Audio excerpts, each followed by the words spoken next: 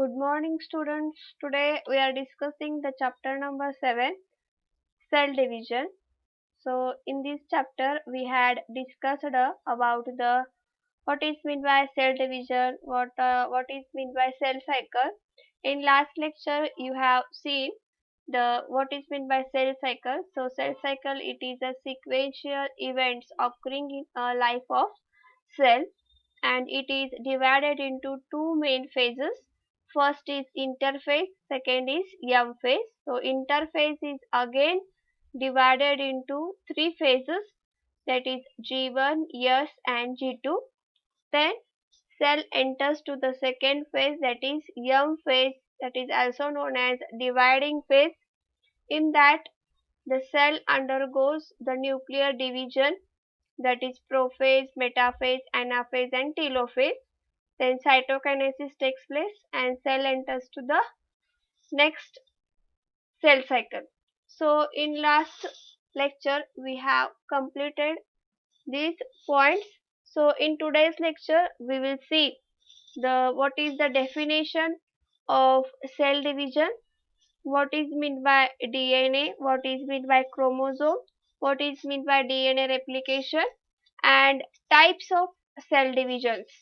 So today we will discuss the first type of cell division, that is amitosis in this lecture. So welcome all of you for today's lecture.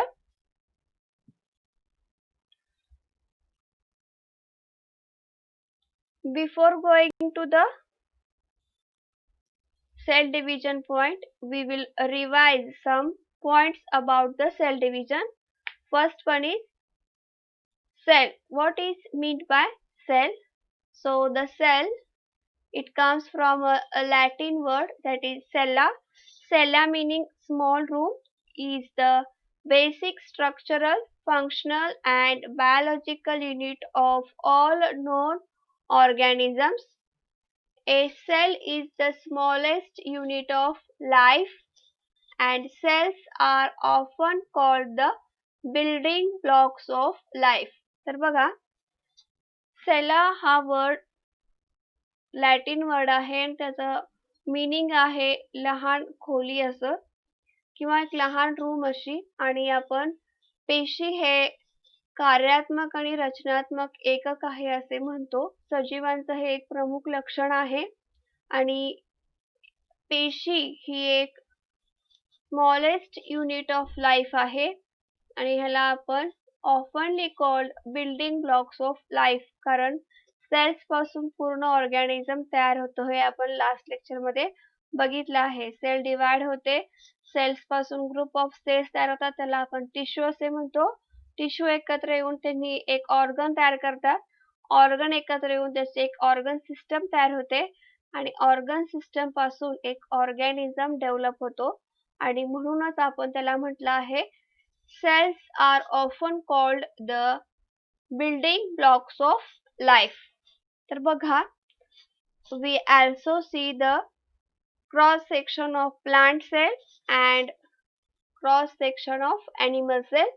So only difference in plant cell and animal cell is, so plant cell are having a cell wall which is made up of cellulose.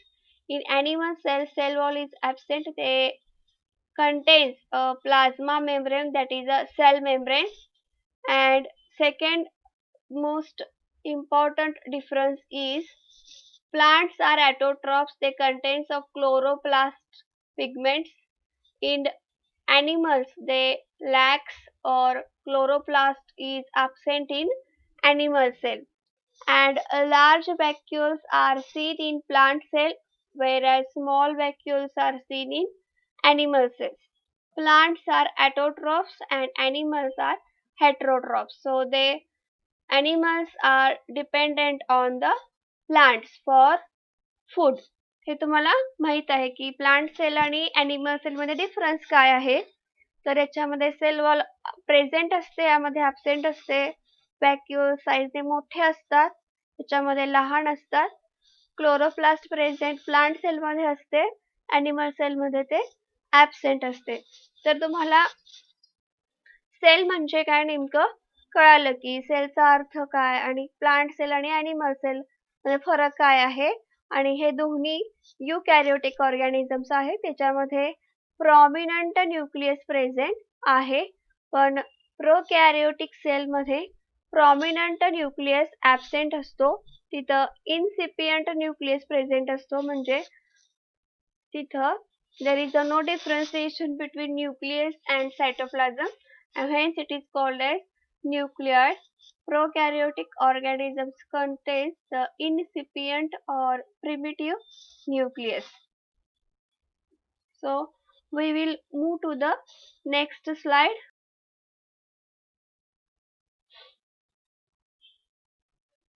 So what is DNA? तर DNA म्हणजे काय? आपण हे points का बघत आहोत, कारण याचा संबंध सेल डिव्हिजनशी येणार आहे, म्हणून आपण हे कन्सेप्ट टर्म्स क्लिअर करून घेत आहोत. So what is mean bye DNA? So you all know about the full form of DNA. So DNA is known as deoxyribonucleic acid, which is present in the nucleus of a cell.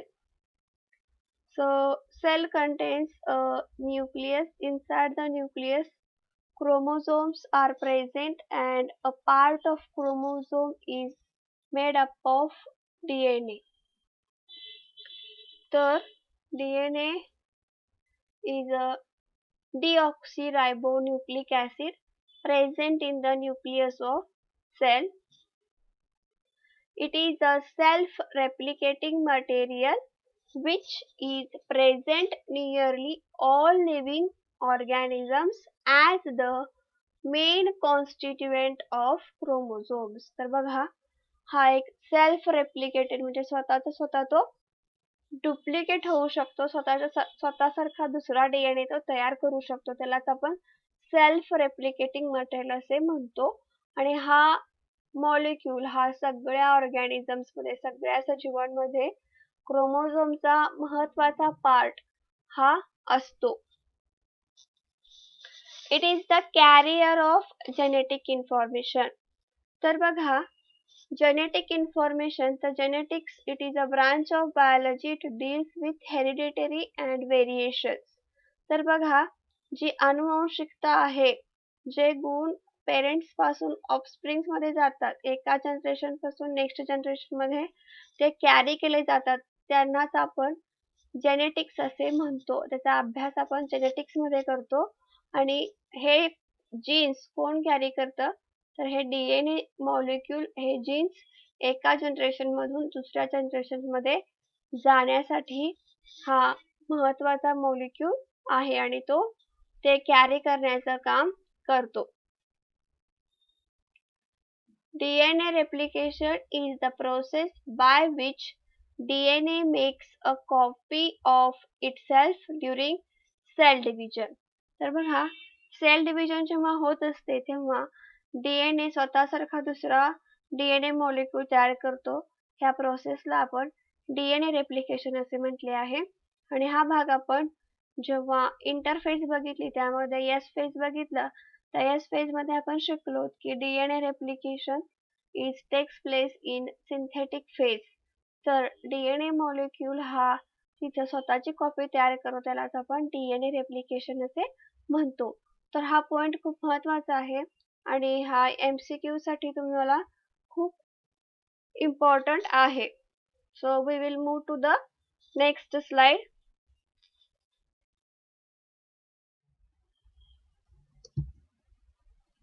So आता बघूया आपण chromosome म्हणजे काय.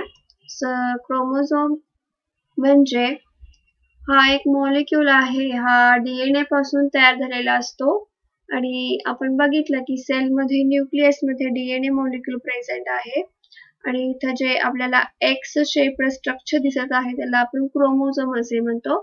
आणि हा chromosome जेव्हा unwind होईल म्हणजे गुंतून तयार, त्याला आपण गुंडाळलेला बघितलेला आहे. एक मॉलिक्यूल असा हा मॉलिक्यूल गुंडाळल्यानंतर ना हा क्रोमोझोम मॉलिक्यूल तयार झालेला आहे. तर हा मॉलिक्यूल जो आहे गुंडाळलेला, हा nothing but it is a DNA molecule. जेव्हा हा वाइंड होतो म्हणजे गुंतला जातो आणि त्यापासून एक स्ट्रक्चर तयार होते, त्या स्ट्रक्चरला आपण क्रोमोझोम असे म्हणतो. आणि ही स्ट्रक्चर आपल्याला जेव्हा सेल डिव्हिजन होते तेव्हा बघण्यास मिळते.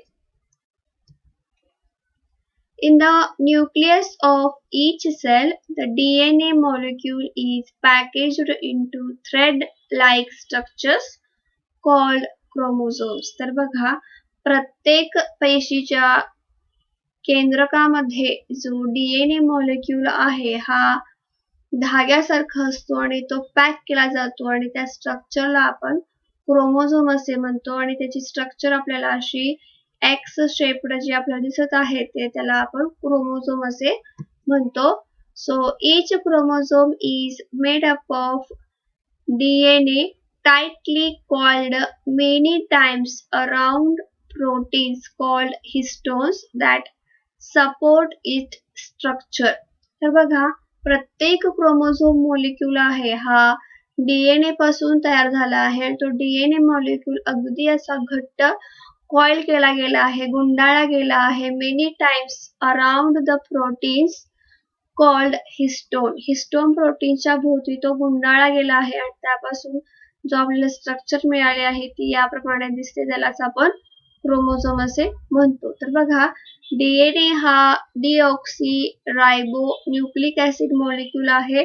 तो ऍसिडिक इन नेचर असतो, तो जीन्स कॅरी करतो, तो न्यूक्लियस मध्ये प्रेझेंट असतो आणि हा जेव्हा सेल डिव्हिजन होते म्हणजे cell enters into the dividing phase that is young phase तेव्हा हा गुंडाळला जातो आणि त्यापासून एक स्ट्रक्चर तयार होते आणि त्या स्ट्रक्चरला आपण क्रोमोझोम असे म्हणतो आणि मग त्याचं तिथं सेल डिव्हिजन आपल्याला झालेले दिसते. हे आपण डिटेल आता जेव्हा टाइप्स ऑफ सेल डिव्हिजन शिकतो तेव्हा तुम्हाला इझीला ते आपल्याला लक्षात येईल.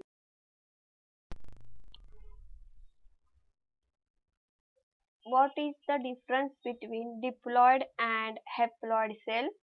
बघूयात. तर आपल्याला बघायचं आहे की what is mean by diploid cell and what is mean by haploid cell आणि यातला नेमका फरक काय आहे आपण आता बघणार आहोत.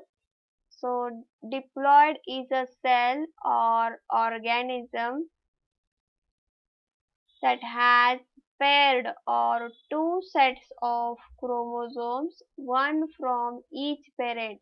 तर डिप्लॉइड ही एक अशी पेशी आहे किंवा असा ऑर्गॅनिझम आहे त्याच्यामध्ये त्याच्या प्रत्येक सेलमध्ये दोन सेट ऑफ क्रोमोझोम्स आहेत आणि हे क्रोमोझोम्स प्रत्येक सेट हा एक फिमेल पेरेंट कडून आला आहे आणि दुसरा सेट हा मेल पेरेंट कडून आलेला आहे. अशा पेशीला आपण डिप्लॉइड सेल असे म्हणतो. आणि इथे बघूया, diploid cell or organism that has paired or two sets of chromosomes, one from each parent.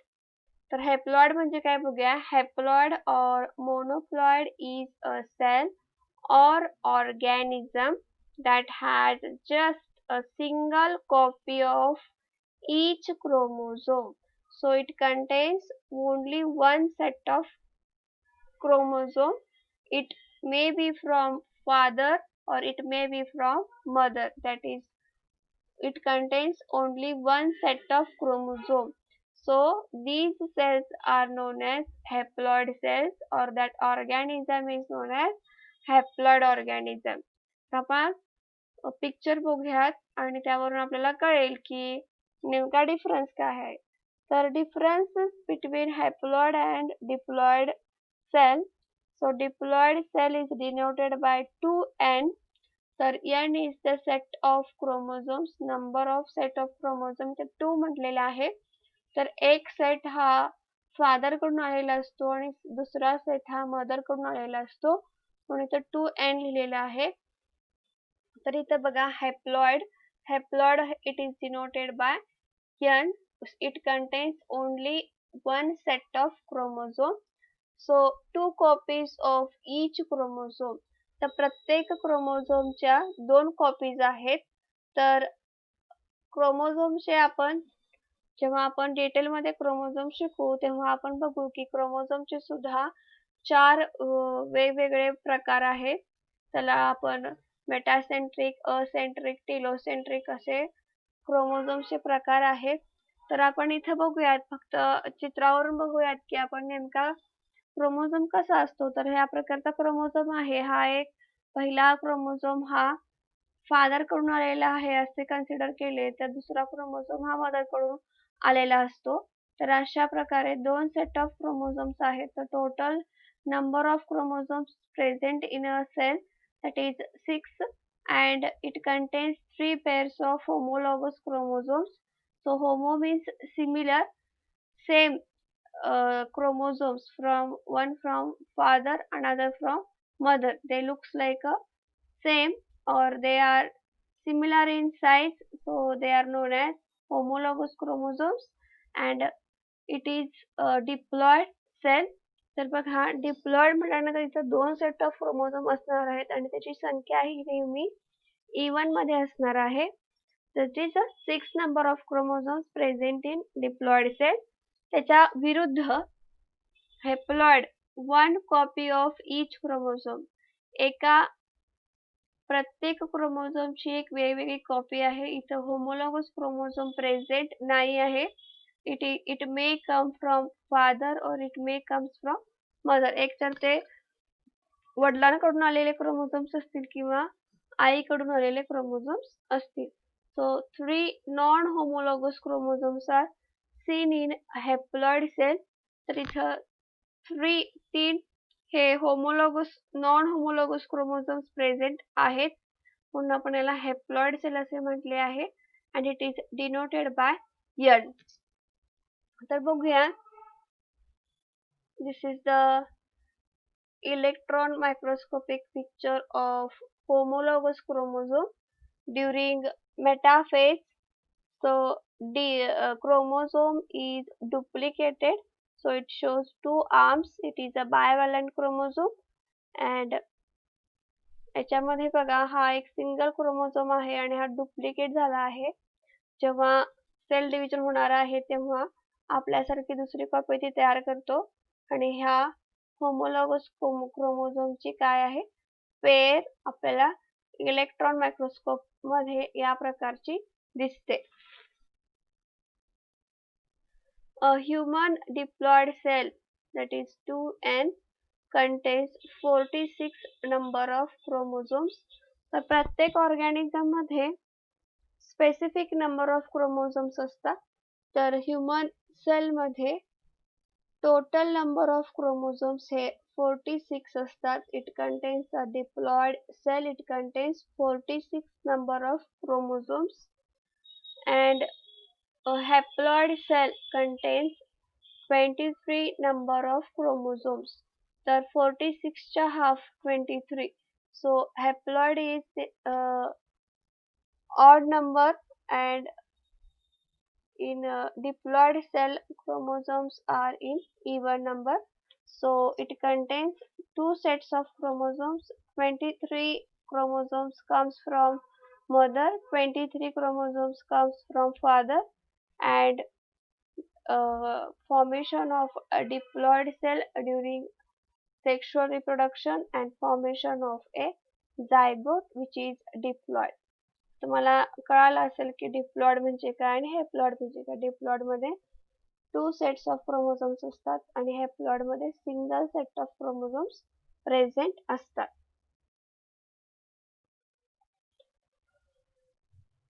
आता बघूयात आपण की what is mean bye cell division.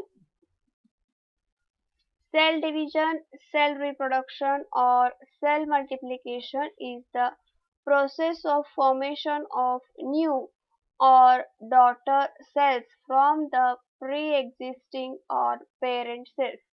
तर सेल डिव्हिजनलाच आपण 3 वेगवेगळ्या नावाने ओळखतो. Cell division is also known as cell reproduction और cell multiplication.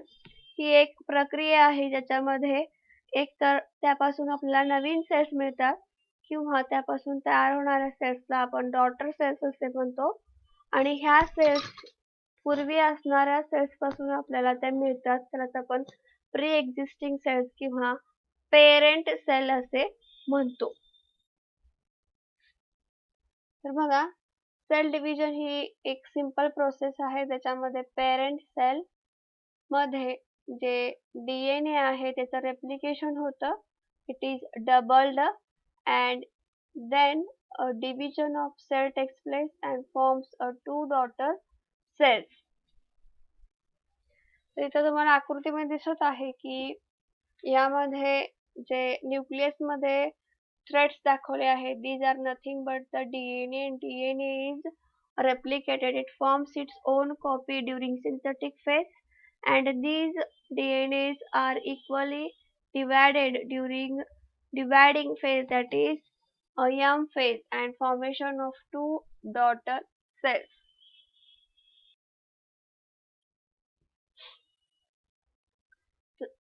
Types of cell division. So there are three kinds of cell divisions are found in animal cells. तर आपल्याला तीन प्रकारच्या सेल विभाजनाच्या प्रकार आपण ॲनिमल सेल प्राणी पेशीमध्ये बघतो. तर दे आर अमायटॉसिस और डायरेक्ट डिव्हिजन, यालाच आपण एमायटॉसिस असे सुद्धा म्हणतो. Second is mitosis or indirect division. Third is meiosis or reductional division. So there are three kinds of cell division are found in animal cells. First one is amitosis, second is mitosis, third is meiosis. So one by one we will discuss in detail. So first we will discuss what is meant by amitosis.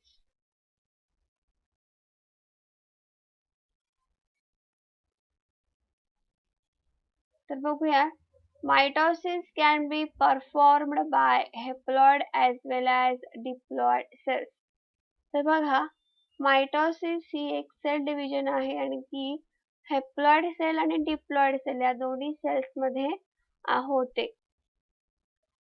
But meiosis can be performed by diploid cells only. तर बघा, आपण जे तीन प्रकार बघितले की amitosis, mitosis आणि meiosis, त्यामध्ये मायटॉसिस हा एक सेल डिव्हिजनचा असा प्रकार आहे की जो दोन्ही सेल्स मध्ये आपल्याला झालेला दिसून येतो. हॅप्लॉइड सेल मध्ये जिथं single set of chromosomes present आहे तिथं सुद्धा मायटॉसिस झालेले दिसून येते, आणि जिथं दोन सेट्स ऑफ क्रोमोझोम्स प्रेझेंट आहेत डिप्लॉइड सेल मध्ये तिथं सुद्धा आपल्याला मायटॉसिस ही पेशी विभाजनाची पद्धत आपल्याला दिसून येते, किंवा तिथं या प्रकारे सेल डिव्हिजन होते. मायटॉसिस या प्रकारे तिथं पेशी विभाजन होते. पण मियोसिस ही एक अशी पेशी विभाजनाची पद्धत आहे किंवा प्रकार आहे, हा फक्त डिप्लॉइड सेल्स मध्येच मियोसिस ही सेल डिव्हिजन होते. लक्षात ठेवा, it is also important point for MCQs. Meiosis can be performed by diploid cells only. फक्त आणि फक्त ज्या सेल्स मध्ये two sets of chromosomes present आहे तिथंच मियोसिस ही सेल डिव्हिजन होते. In honeybee, drones develop from haploid unfertilized eggs. तर बघा, जिथं मधमाशी आहेत त्या मधमाशांमध्ये जे ड्रोन्स आहेत ते ड्रोन्स डायरेक्ट डेव्हलप झालेले असतात हॅप्लॉइड अनफर्टिलायझ्ड एग्ज. त्यामध्ये जी क्वीन असते हनीबी मध्ये, राणी मधमाशी जी असते ती एग ले केलेली असते आणि ते एग डायरेक्ट डेव्हलप होतात आणि ते हॅप्लॉइड असतात, म्हणून त्यांना आपण ड्रोन्स असे म्हणतो. In Markensia, haploid spores from gametophyte by mitosis. तर बघा, मार्केन्शिया इट इज अ ब्रायोफाइट. या ब्रायोफाइट्स मध्ये जे स्पोर्स आहेत स्पोरोफाइट मध्ये तयार झालेले जे हॅप्लॉइड आहेत त्याच्यामध्ये सेल डिव्हिजन होते मायटॉसिस, आणि मग गॅमेटोफाइट तयार होतो आणि तो गॅमेटोफाइट गॅमेट्स प्रोड्यूस करतो.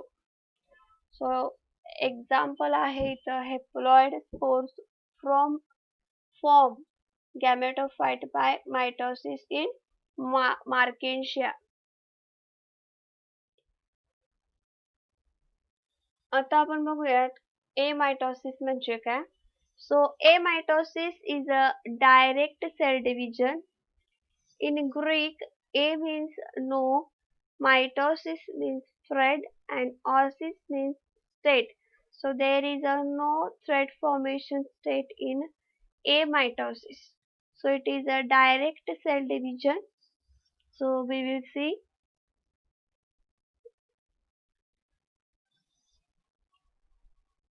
amitosis, also called karyostenosis or direct cell division or binary fission. तर एमायटोसिसलाच आपण बायनरी फिशन असे म्हणू शकतो आणि त्याला दुसरा शब्द आहे direct cell division. So it is also known as कॅरिओस्टिनोसिस.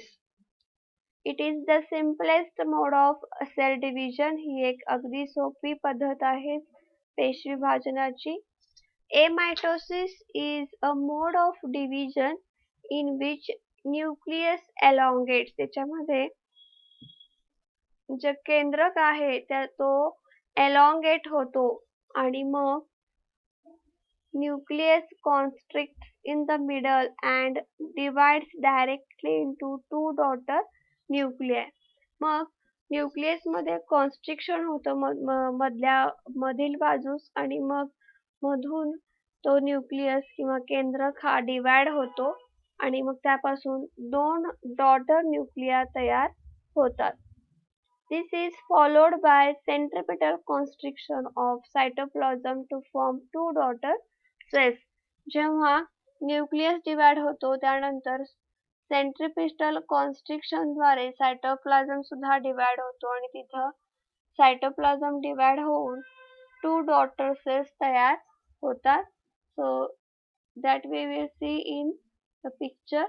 So this picture shows the stages in amitosis. In the first stage, a cell is having a cell membrane, nucleus and cytoplasm. When it enters to the amitosis stage, a nucleus starts elongates. It is elongated. Then it forms a constriction in the middle of the nucleus. So nucleus starts dividing. So this picture shows the dividing nucleus. Then nucleus is divided into two daughter nuclei. After that, cytoplasm is also gets divided by centripetal constriction and formation of two daughter cells. तर बघा इथं पहिल्या चित्रामध्ये आपल्याला normal एक sale दाखवली गेलेली आहे आणि सेलमध्ये सेल मेम्ब्रेन प्रेझेंट आहे, न्यूक्लियस आहे, सायटोप्लाझम प्रेझेंट आहे. जेव्हा त्याच्यामध्ये एमायटोसिस ही सेल डिव्हिजन चालू होते तेव्हा जो न्यूक्लियस आहे, केंद्रक आहे, हा एलॉंगेट होतो. त्यानंतर त्याच्यामध्ये कॉन्स्ट्रिक्शन ग्रू तयार होतो आणि त्यापासून दोन डॉटर न्यूक्लिया तयार होतात. त्याच्या मागोमाग लगेच सायटोप्लाझम मध्ये सुद्धा कॉन्स्ट्रिक्शन तयार होतं आणि मग ते दोन्ही सेल्स एकमेकापासून वेगळे होतात आणि forms two new daughter cells. It is known as a direct cell division. Amitosis was discovered by Remak in 1955 in RBCs of chick embryo, but the term was coined by Fleming in 1882. बघा RBCs of chick embryo मध्ये रिमॅक यांनी 1955 ला एमायटोसिस या प्रकारची sale division ही शोधली आणि त्याला जे टर्म कॉइन केली ही फ्लेमिंग यांनी 1882 ला त्यांनी ती टर्म कॉइन केली होती. This division occurs in unicellular organisms, abnormal cells, old cells and infoetal membrane cells. तर या प्रकारचे सेल डिव्हिजन आहे ही एकपेशीय सजीवांमध्ये, जे ॲबनॉर्मल सेल्स आहेत त्याच्यामध्ये आणि जे ओल्ड सेल्स आहेत, जुन्या पेशी आहेत त्यांच्यामध्ये आणि जिथं एम्ब्रियो फॉर्मेशन होत आहे ते एम्ब्रियोला प्रोटेक्शन देण्यासाठी त्याच्या भोवतीला जे मेम्ब्रेन्स असतात त्याला आपण फिटल मेम्ब्रेन्स असे म्हणतो आणि त्यामध्ये असणाऱ्या सेल्समध्ये सुद्धा या प्रकारची सेल डिव्हिजन ही आपल्याला बघण्यास मिळते. So dear students, if you have any doubt about this lecture, you can ask me. So today we have seen the some basics concepts about the cell division, that is what is meant by cell, what is meant by DNA, what is meant by chromosome, what is meant by DNA replication. Then we have seen what is meant by haploid cell, what is meant by diploid cell, difference between diploid and haploid cell. Then we have seen the types of cell division. In that we have completed the first type of cell division. It is takes place in only unicellular and primitive organisms, that is amitosis. So I hope you understood this lecture. So we will meet in next lecture. So thank you. विद्यार्थ्यांनो, तुम्हाला काही doubt असतील तर तुम्ही मला विचारू शकता आणि आपण पुढच्या लेक्चरमध्ये भेटूया. Thank you.